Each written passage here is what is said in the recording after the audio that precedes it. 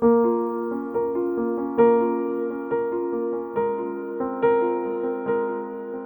I was a young boy growing up in Texas, my teenager years, I met an organization, I met a person, I guess you could say.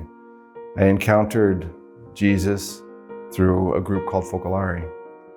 And it was an encounter that changed my life and dictated, in the sense of what I'm doing today, and everything I'm about. Focolare is a group that was begun by a young woman at the time in northern Italy in the 40s during the war. And her name is Chiara Lubich. And Chiara was just a normal person. She was a young school teacher when the war broke out, and she had young friends around her. And she had made a promise to a priest in Trent that she would stay close to this group of young women that she was with. And when the war started, people had to evacuate the city of Trent because the Allies had to bomb the city, bomb the railroads, bomb everything around, since the German troops were in the area.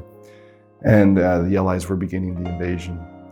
And so these young women, Chiara and the young women, stayed because the people in the city of Trent that stayed behind were the ones that couldn't afford to go anywhere. They were the ones who were either hurt or maimed, or they were young women with children whose husbands were off in the war that probably would never return.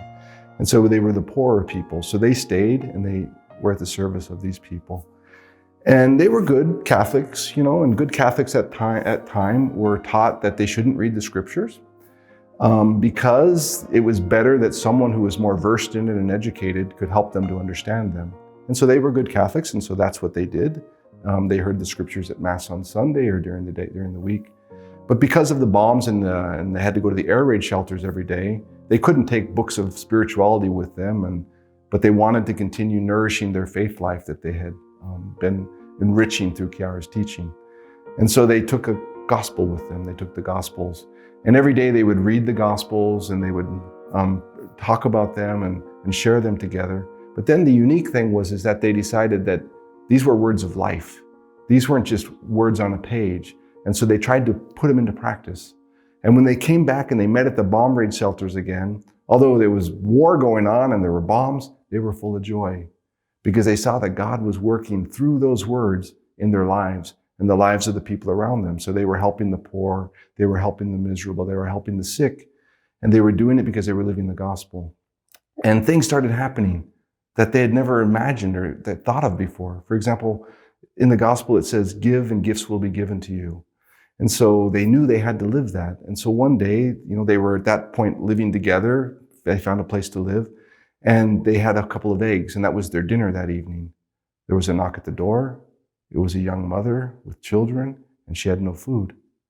And so immediately they took those eggs and they gave them to her because they said, "There's Jesus in this woman coming to us." But then they said, "Well, we don't have any dinner." Then they remembered, but the gospel says, "Give and gifts will be given." So they said, "Jesus certainly will provide for us."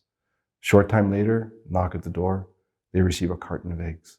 And these were the kind of things that happened continually. Another time, Chiara and some of her friends were walking along the street, and a young woman came up to them and said, "My husband finally is going to get a job, but he doesn't have any shoes."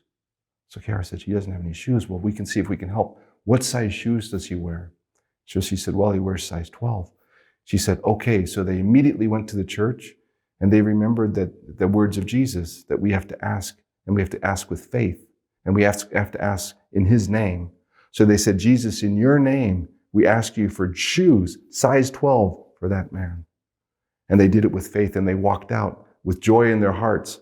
And sure enough, someone came by on a bicycle and gave them a package. And they said, "Could it be?" And they opened the package, a man's shoes, size 12. And things like this were happening continually. And so people around them started to call them the Focolarini.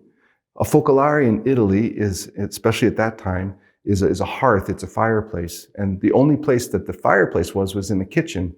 And there wasn't electricity in a lot of homes. And so the hearth was, the focolare was where the family would gather at night. So focolare means hearth, it means fire, it means light. And so the people that they were helping, the poor people, started calling them the Focolarini, the ones who bring the family, the fire, the light to us.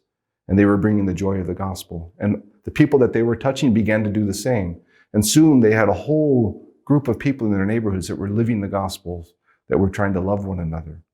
And so it was an amazing experience. And one day in particular, there was a massive bomb raid happening. They went to the shelters and they broke open the Gospels and they read John 17. And they had said, wow, John 17, they always told us this is the most difficult part of the Gospels to read. But they read it with faith. And they read there that Jesus said that we should be one as he and the Father are one. And he prayed that. And that was the prayer before he died. So they said to one another, well, in that case, if this is what Jesus prayed before he died, then this is what we want to give our lives for unity, so that all may be one. And that's what they did. And so that was a long time ago, back in the 1940s. Since then, the Focolare has spread all over the world, even to a little small place in Texas where I was living. And also for myself, when I encountered the Focolare, I was discovered through them, one of their first discoveries, and that is that God is love. And I learned that God loves me immensely. And I learned that God is love. John's first letter is a testament to what it means to be a Christian. And it changed my entire life. In that, I met a person, I met Jesus, I met love. And so I said at that time, even as a young boy, this is what I want to give my life for too. At that time, I was an athlete. I was a football player. If you're in Texas back then, you had to be a football player. And so I loved sports and I loved doing that. But the great thing about sports was you learned a couple things. You learned to persevere. You learned that when things were difficult, you had to continue on. And the reason you did that was for your teammates. So it was a sport that helped me to learn to persevere, helped me to think about the others around me, my team. And then I think back of all these years that I've been working and living for unity, living for John 17, that all may be one. And I realize it's a team sport. And it's something that we have to do for the others. We do it together. And we have to persevere. So my new football field is the football field of the world. And my teammates are all those who are living with me so that all may be one.